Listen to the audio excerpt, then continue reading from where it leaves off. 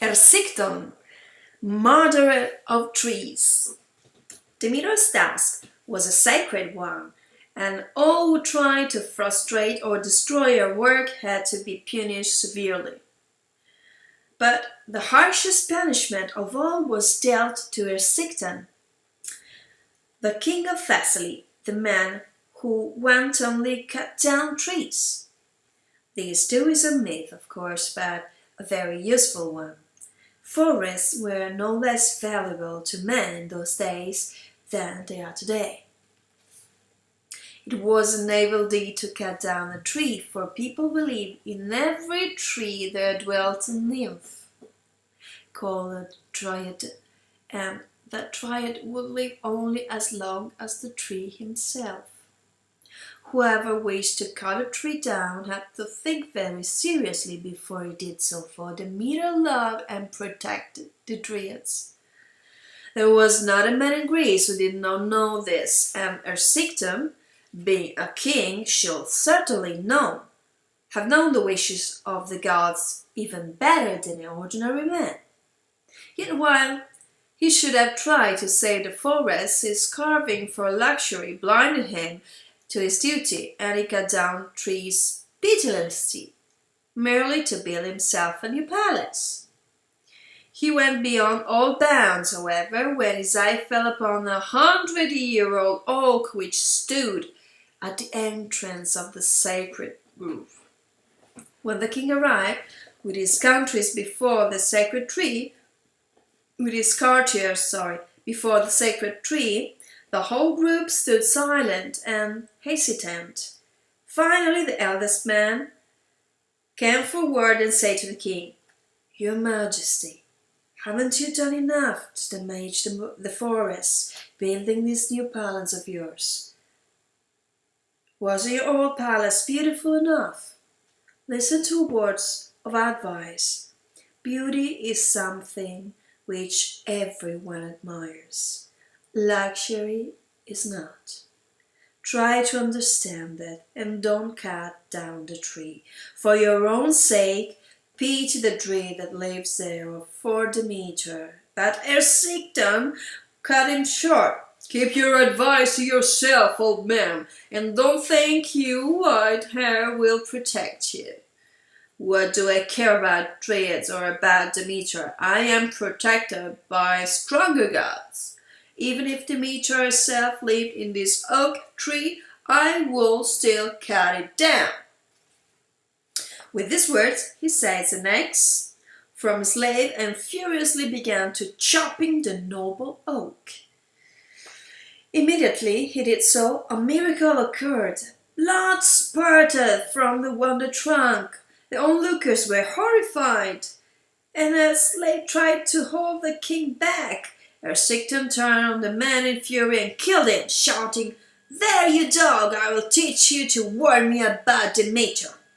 And with these words he renewed his attack upon the tree until it toppled beneath his blows, and the Dryad in it died. Now the Dryad had been more dearly loved than any other in the grove, and her sisters ran in tears to Demeter and told her of the terrible thing which had happened. "See what it did, the beast," they cried, "and hear what he said about you, mighty goddess. Even if Demeter herself lived in that oak, I will still cut it down." He snarled, "And you, dog, I'll teach you to warn me about Demeter." And then he killed the poor slave and cut down the tree, and we lost the best friend we had. The goddess was furious when she heard those words, and immediately thought of a punishment to fit for the hideous crime. Now it was the turn of Ersichton to be pitied, if such men can be said to deserve any pity. This is how he was punished. Demeter ordered to a Dryad to go to the distant Caucasus and seek out Paina, the goddess of hunger. The Dryad was to tell her that by Demeter's command she should go to Ersichton and breathe their affliction into his body. In an instant the Druid had reached the Caucasus and found the goddess of hunger in a cave on a dry, thorny mountainside. Hunger was bony, haggard, and tousled-haired. Her robe was black, and her eyes were sunk deep in their sockets.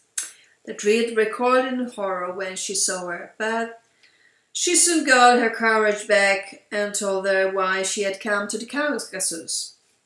The goddess of hunger obeyed Demeter's command upon the instant, and carried by a whirlwind, she soon reached the palace of Ersichton.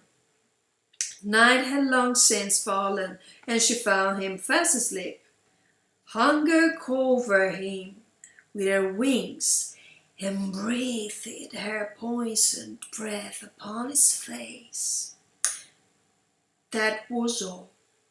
Immediately afterwards she disappeared, and the same wild speed with which she had come, and then something strange appeared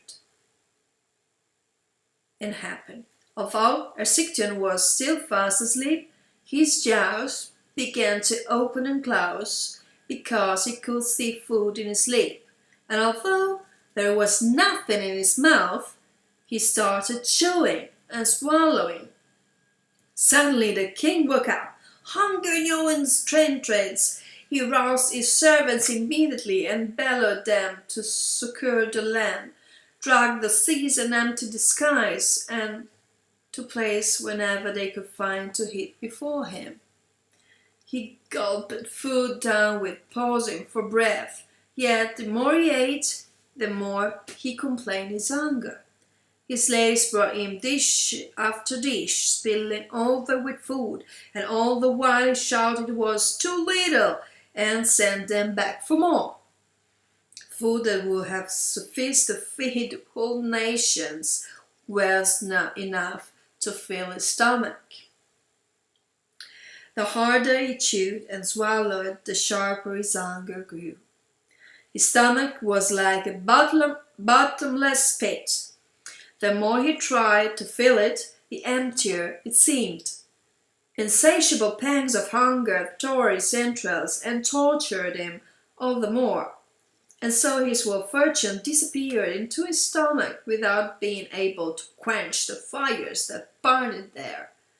Finally, when he had gobbled up all his wealth, he lost his kingdom and his followers, and saw his last slave, he found himself left with nothing but his daughter, Mistra, who pitied him, although she surely deserved a better father. This Mistra was so beautiful that the sea god himself, Poseidon, had once fallen in love with her. Now her father, unable to resist his appetite, sold her too. While on her way to slavery, however, Mistra begged Poseidon for his help, and the sea god, who still loved her, bestowed on her the power to change herself in any form she wished. So Mistra became a bird and immediately flew back to her father. And he sold her again. She became a horse and returned once more, and again he sold her. And so she became a heifer, and then he sold her again. Sorry. Ah!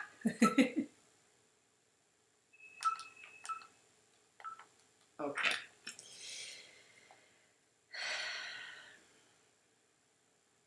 Having finally changed herself into a roe deer, she found herself faced by a flood-swollen river which she could not cross. Then Ersichton could no longer control himself.